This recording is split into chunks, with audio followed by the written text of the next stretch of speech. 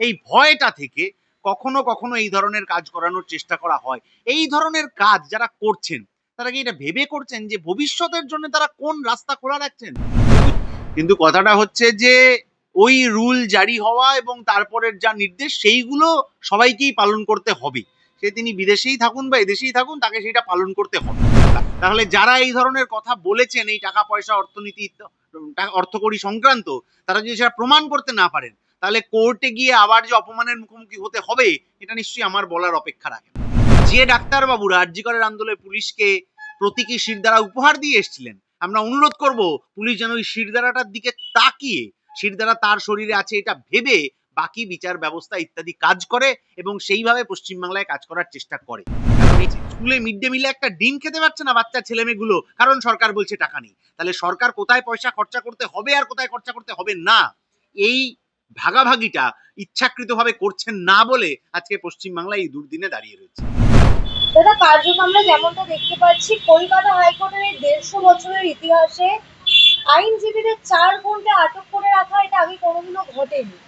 ঠিক সেই তার বিরুদ্ধেই হাইকোর্টের পক্ষ থেকে পদক্ষেপ নেওয়া হয় এবং কুণাল ঘোষের বিরুদ্ধে রুল জারি করা হয়।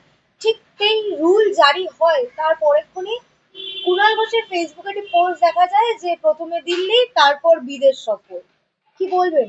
সে কি ভয় পেয়েছে তাই? গতকাল এইরকম দুটি ঘটনা ঘটেছে। এর আগে হাওড়া কোর্টে আইনজীবীদের সাথে পুলিশের মারামারি এবং পুলিশের বেধড়ক আক্রমণ, আইনজীবীদের লাঠিচার্জ, নৃশংসভাবে আক্রমণ করা হয়েছে। শুধু লাঠি না, ছবি টবি যা আছে তাতে ঢিল ফিল ছোড়াও আমরা তার ছবি ইত্যাদি দেখেছি। সেই ঘটনাতেও পুলিশের বড় অফিসার সহ আরো অনেকের বিরুদ্ধে রুল জারি কালকে হয়েছে। এবং একই সাথে এই যে আইনজীবীদেরকে আটকে রাখা, আইনজীবীদের কোনো একটা কথা তার ইত্যাদি পছন্দ না হলে তাদেরকে আটকে রাখার এই যে ঘৃণ্য রাজনীতি যারা চালু করছেন তাদের বিরুদ্ধেও রুল জারি হয়েছে। ফলে এটা খুব স্পষ্ট জিনিস যে আইনজীবীরা তারা কোর্টে যান তাদের কথা বলতে, তাদের কথা মানে তাদের নিজেদের কথা না, আইন আদালত সংবিধান ইত্যাদি পড়ে তারা যা বুঝেছেন সেই আলোচনা হয়, মতো বিনিময় হয় এবং তারপরে কোর্ট যা রায় দেয় সেটাই সবার মেনে আসছেন। এটা বছরের পর বছর ধরে চলছে।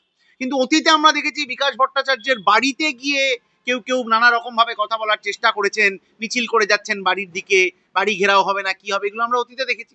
এখন দেখছি তার চেম্বারে অন্য আইনজীবীদেরকে আটকে রাখার এই যে প্রক্রিয়া, এই ধরনের প্রক্রিয়া কখন করতে হয়? যখন আসলে কোনো দুর্বিনীত মানুষ তিনি ভয় পেয়ে যান, তিনি বা তার দলের যারা রয়েছে তারা ভয় পেয়ে যান যে যাদেরকে টাকা দিয়ে চাকরি করানো হয়েছিল তাদের যদি চাকরি বাতিল হয়ে যায় তাহলে তারা সেই দুষ্কৃতীদের বাড়ি থেকে কলিং বেল বাজাবে যে আমার টাকাটা ফেরত দেওয়া হোক, কারণ আমার তো চাকরি হলো না, তাহলে আমার টাকাটা, যে টাকাটা আপনি নিয়েছিলেন চাকরি দেওয়ার জন্য, সেটা ফেরত দিন। এই ভয়টা থেকে কখনো কখনো এই ধরনের কাজ করানোর চেষ্টা করা হয়। এই ধরনের কাজ যারা করছেন তারা কি এটা ভেবে করছেন যে ভবিষ্যতের জন্য তারা কোন রাস্তা খোলা রাখছেন? ভবিষ্যতে আরো কত মামলা মোকদ্দমা হবে, কত আইনজীবী কত ধরনের কথা বলবেন। তাহলে আজকে এই যে রাস্তাটা যদি খুলে দেওয়া হয়, প্যান্ডোরার বাক্স যদি খুলে যায়, তাহলে ভবিষ্যতে আগামীকাল অন্য আইনজীবীদের যদি অন্য কোনো সাধারণ মানুষরা গিয়ে তাদের বাড়ি ঘেরাও করেন, তাহলে আইন শৃঙ্খলা কোথায় যাবে? রাজ্যের মানবিকতা কোথায় যাবে? মূল্যবোধ কোথায় যাবে? ফলে এই ধরনের ব্যবস্থা অবিলম্বে বন্ধ হওয়া উচিত এবং কোর্টের নির্দেশ মেনেই কাজ হওয়া উচিত এবং এমন কিছু করা উচিত না যাতে আমার পশ্চিমবাংলার সংস্কৃতি, মূল্যবোধ ইত্যাদি এতদিন ধরে আমরা যা লালন পালন করে আসছি এবং গোটা দেশের আইন আদালত তার যা নিয়ম আছে সেই নিয়মটাকে মান্য করব না, এই বলার ঔদ্ধত্য এইটা কারুর হওয়া উচিত। কুণাল ঘোষের এই বিদেশ সফর কোথাও না কোথাও কি রুল জারি হচ্ছে তার কারণেই বলা যেতে পারে? সেটা আমি বলতে পারবো না, কেন বিদেশ গেছেন, কি করতে যাচ্ছেন, যেতেই পারেন, সেটা প্রশ্ন কথা নয়। কিন্তু কথাটা হচ্ছে যে ওই রুল জারি হওয়া এবং তারপরের যা নির্দেশ সেইগুলো সবাইকেই পালন করতে হবে। সে তিনি বিদেশেই থাকুন বা এদেশেই থাকুন, তাকে সেটা পালন করতে হবে। বাকি উনি বিদেশ যাবেন কিনা, বিদেশে গেলে আবার মুখ্যমন্ত্রী সেই 20 বছর পুরনো ছবি নিয়ে যাবেন কিনা, সেগুলো তো আমি বলতে পারবো না। কিন্তু বিদেশের মানুষের কাছে যখন ওনারা যাবেন রাজ্যের প্রতিনিধি হয়ে, রাজ্যে গত 13 বছরে বেকারদের কাজের জন্য ওরা কি কি ব্যবস্থা করেছেন সেই ধরনের ছবি যদি কয়েকটা প্রিন্ট করে নিয়ে যান, বিদেশের মানুষজন দেখবেন আমাদের রাজ্যে কি কি ধরনের কাজকর্ম হয়। সেটা যদি হয় তাহলে রাজ্যের সম্মান বাড়বে। আর যদি ওই 20 বছরের পুরনো জিনিস, 25 বছরের পুরনো জিনিস নিয়ে যেতে হয় তাহলে রাজ্যের সম্মান কমবে। দাদা, কলকাতা হাইকোর্টের যে নজিরবিহীন ঘটনা ঘটেছিল, সে তাদেরকে নিয়েই কুণাল ঘোষ একেবারে পরের দিন প্রেস কনফারেন্স করে যারা বিচারপতির ছবিতে পা দেয়, থুতু ফেলে, তাদেরকে নিয়ে পরের দিন প্রেস কনফারেন্স করে তিনি একের পর এক সিপিএম এর নেতাদের ছবি দেখান। মোহাম্মদ সেলিমের ছবি দেখিয়ে বলেন তিনি অযোগ্যদের মিছিলে হাঁটছে। মীনাক্ষীর ছবি দেখিয়ে তিনি বলেন যে দরদি মাসি। বিকাশবাবু নাকি 27 লক্ষ টাকা নিয়েছে। বিকাশবাবু 27 লক্ষ টাকা নিয়েছেন এইটা তো প্রমাণ করতে হবে। এখন ভিডিওতে সব তথ্যই আছে, উনি বলেছেন বিকাশবাবু কত টাকা নিয়েছেন। বিকাশবাবু টাকা নিয়েছেন এইটা যদি প্রমাণ করতে না পারেন, তাহলে যে আবার কোর্টে ওনাকে দৌড়ে গিয়ে এইটা প্রমাণ করতে না পারার জন্য যা যা কনসিকুয়েন্স সেটা করতে হবে, সেটা নিশ্চয়ই মাথায় রেখে উনি বলেছেন। হয় ওনার কাছে প্রমাণ আছে, না হলে এর কনসিকুয়েন্স হিসেবে আইনজীবীরা যা পদক্ষেপ নিতে পারেন, একজন আইনজীবীর বিরুদ্ধে, যে কোনো সাধারণ মানুষের বিরুদ্ধে আপনি যদি কোনো একটা মিথ্যে অভিযোগ করেন, তাহলে সেই অভিযোগ মুক্ত হয়ে আসার পর বা সেই সময়ে তিনি আবার যদি পাল্টা আদালতের দ্বারস্থ হন যে তার সম্মানহানি হচ্ছে, তাহলে যিনি অভিযোগ করছেন তাকে হয় প্রমাণ চাইতে হয়, না হলে আদালত যা নির্দেশ দেবে সেই নির্দেশ তাকে মাথা পেতে মেনে নিতে হবে।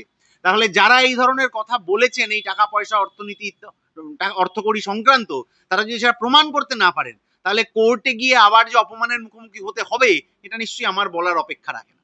আর কথা হচ্ছে সেলিমদা আর মীনাক্ষীর ছবি, শুধু ছবি দেখালে হবে না। সেলিমদা এবং মীনাক্ষী যা যা কথা বলেন সাধারণ মানুষের উপকারের জন্য, ভালোর জন্য, ছবি না দেখিয়ে যদি সেই ভিডিওগুলো একটু ভালো করে শোনেন, তাহলে গোটা রাজ্যের লাভ হবে। কিন্তু দাদা, কুণাল ঘোষ দাবি করেছেন যে সিপিআইএম এর যে আইনজীবীরা আছে, সেই আইনজীবীরা বিচারপতিদের সামনে গেলে বিচারপতিদের কিছু হয়। বিচার ব্যবস্থার ওপর যদি এত অনাস্থা ওনার থাকে, তাহলে উনি সংসদে চিঠি লিখুন, প্রধান বিচারপতিকে চিঠি লিখুন, রাষ্ট্রপতিকে চিঠি লিখুন, অসুবিধা নেই তো। কিন্তু শুধুমাত্র সন্দেহের ভিত্তিতে কোনো বিচারপতিদের নামে এই ধরনের কথা বলা, এটা শুধু আদালত অবমাননা নয়, এটা আসলে গোটা ভারতবর্ষের যে ঐতিহ্য, ভারতের যে সংস্কৃতি, তার আইন আদালত যেভাবে, যে পদ্ধতিতে গোটা ভারতবর্ষকে এতদিন ধরে চালনা করে এসছে, সেই চালনা করার উপর প্রশ্ন। ফলে কোনো আইনজীবী এখন একটাকে উদাহরণ দেখাতে পারেন যে অমুক জায়গায় তো অমুক বিচারপতির বাড়িতে ওই ঘটনা হয়েছে, সেই ঘটনা নিয়ে নির্দিষ্ট তথ্য থাকলে আমরা বলতে পারি। কিন্তু তার সাথে একটা ঘটনা ঘটেছে বলে অন্য কোনো বিচারপতি বা কোনো আইনজীবীর স্রেফ আমার সন্দেহ হয় বলে কোনো একটা কথা, এইটা বলে দেওয়া ভারতবর্ষের আইন অনুমোদন করে না, ভারতবর্ষের সংবিধান অনুমোদন করে না।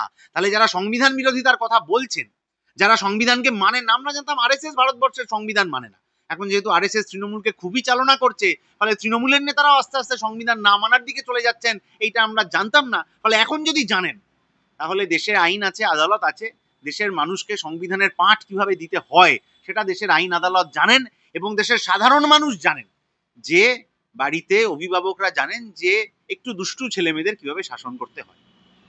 পুলিশের ভূমিকা নিয়েও প্রশ্ন উঠছে। সেদিন পুলিশ পুরো নীরব দর্শকের মতন দাঁড়িয়ে সেখানে দেখছিলেন, তাদের চপ মুড়ি দিচ্ছিলেন, ত্রিপল খাটাতে সাহায্য করছিলেন। নিশ্চয়ই ওপর থেকে কাউকে কাছে একটা ফোন এসেছিল।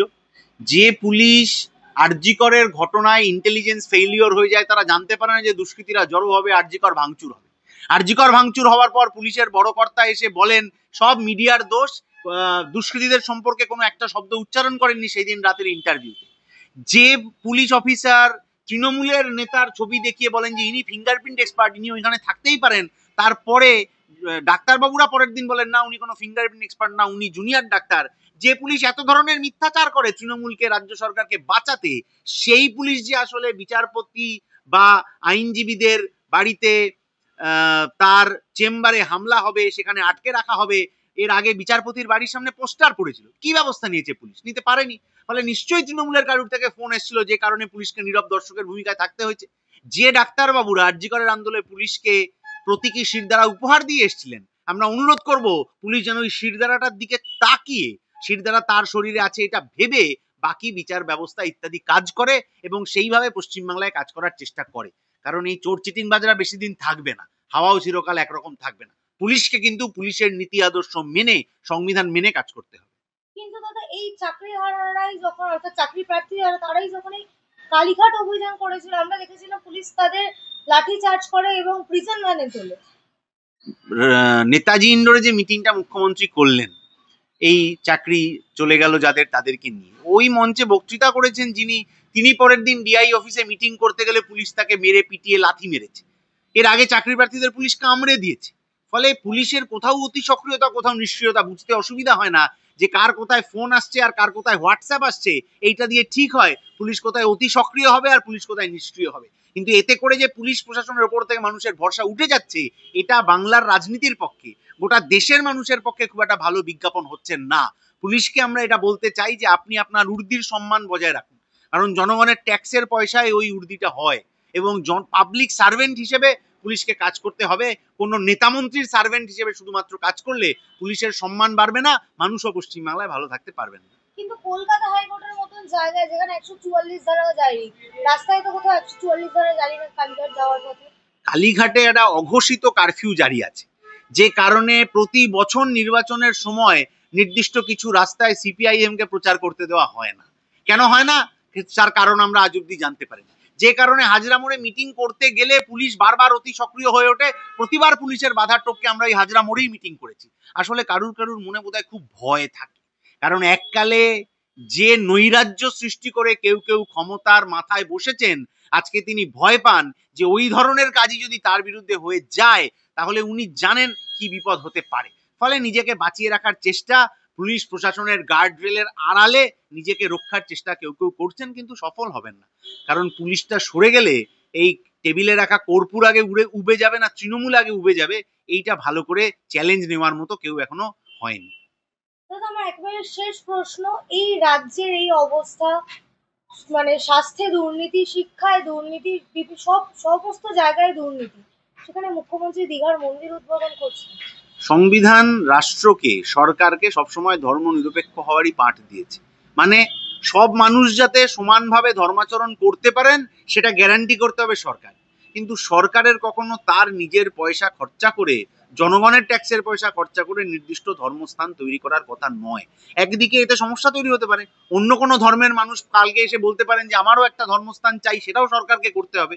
তাহলে সরকার যদি তার যা করণীয়, শিল্প, ব্যবসা বাণিজ্য, রাস্তাঘাট, স্কুল, কলেজ, হাসপাতাল, ব্রিজ, এগুলো না করে এই ধর্মস্থান তৈরি করতে থাকে, তাহলে তো মানুষের উন্নতি হবে না। সরকারকে এমন ব্যবস্থা করতে হবে যাতে মানুষের উন্নতি হয়। যে হিটকোর টাকায় এটা তৈরি হলো, হিটকো ওই টাকাটা অন্য কোথাও খরচা করতে পারতো তো, নগর উন্নয়ন হিটকোর কাজ। তাহলে কোথাও রাস্তা তৈরি করা, ব্রিজ তৈরি করা, ভালো করে যাতে যাতায়াত হতে পারে, ব্যবসা বাণিজ্য হতে পারে, রাস্তা ভালো হলে সেইগুলো করা হিটকোর কাজ ছিল। কিন্তু আগামী কয়েক বছর হিটকো সেই কাজ করতে পারবে না। কন্ট্রাকচুয়াল এমপ্লয়িরা মাইনে পাচ্ছেন না, যারা পার্মানেন্ট এমপ্লয়ি তাদের দিয়ে বাকি রয়ে গেছে, স্কুলে মিড ডে মিলে একটা ডিম খেতে পারছে না বাচ্চা ছেলে মেয়েগুলো, কারণ সরকার বলছে টাকা নেই। তাহলে সরকার কোথায় পয়সা খরচা করতে হবে আর কোথায় খরচা করতে হবে না, এই ভাগাভাগিটা ইচ্ছাকৃতভাবে করছেন না বলে আজকে পশ্চিমবাংলা এই দুর্দিনে দাঁড়িয়ে রয়েছে। দিলীপ ঘোষ গেছেন দীঘায়। সে যেতে পারেন, আরএসএস এর সাথে তৃণমূলের সম্পর্ক কি আজকে নাকি? সেই কবে আরএসএস এর নেতা তৃণমূল নেত্রীকে মা দুর্গা বলেছিলেন, এবং তৃণমূল নেত্রী তার উত্তরে বলেছিলেন RSS is our natural alley, মানে আমাদের স্বাভাবিক বন্ধু। তাহলে সেই স্বাভাবিক বন্ধুর কেউ একজন দীঘায় গেছেন, এটাতে কোনো আশ্চর্যের ব্যাপার নেই তো। এবং দিলীপ বাবু তো পুরনো আরএসএস, উনি জানেন মমতা বন্দ্যোপাধ্যায়ের সাথে আরএসএস এর সম্পর্কটা কি। এই নতুন নতুন যারা অন্য দল থেকে, কি যেন দিলীপ বাবু বলেছিলেন, অন্যের পায়ের তলায় ছিলেন, এখন বিজেপিতে এসছেন, তারা আরএসএস এর সাথে মমতা ব্যানার্জির যে দৃঢ় সম্পর্ক, গভীর সম্পর্ক দীর্ঘদিন ধরে, সেটা জানেন না। জানলে 2023 সালে শুভেন্দু অধিকারীর কথা মতো ওই যে 3টে তারিখ ঘোষণা হয়েছিল, তাতে সিবিআই ইডির হাতে তৃণমূলের নেতারা গ্রেপ্তার হতেন। তারা তো হননি। সেই 2019 ফেব্রুয়ারি মাসে রাজীব কুমারের বাড়িতে সিবিআই গেছিল, তারপরে আর সিবিআই এর রাজীব কুমারের বাড়ি খুঁজে পাচ্ছে না তারা, আর একদিনও যায়নি। ফলে আরএসএস এর সাথে মমতা ব্যানার্জির এত ভালো সম্পর্ক, দিলীপ ঘোষ কেন, আরো বড় কেউ এসে ওই মন্দিরে যেতে পারেন, আশ্চর্য হওয়ার কোনো ব্যাপার। কিন্তু তাদের নিজেদের মধ্যেই তো আমরা দ্বন্দ্ব দেখতে পাচ্ছি। পুরো ক্ষমতার দ্বন্দ্ব, ক্ষমতার দ্বন্দ্ব, কে ক্ষমতার কাছাকাছি পৌঁছাবে, কে কোথা থেকে ক্ষমতা দখল করবে, লুট করবে, তার দ্বন্দ্ব, তার বেশি কিছু নয় তো। কারণ আপনি গোটা দেশে বিজেপির এটাই স্টাইল, আসামে বলুন, মহারাষ্ট্রে বলুন, পশ্চিমবাংলায় বলুন, যে নেতাদের সম্পর্কে ওরা বিষোদ্গার করতো, আক্রমণ করতো, সেই নেতাদের দুর্নীতি নিয়ে, অজিত পাওয়ার বলুন, হেমন্ত ফডনবিস বলুন, শুভেন্দু অধিকারী বলুন ইত্যাদি, তাদের দুর্নীতি নিয়ে তো কথা বলতো। তারা বিজেপিতে চলে যাওয়ার পর বিজেপি আর তাদের দুর্নীতি নিয়ে কোনো কথা বলে না।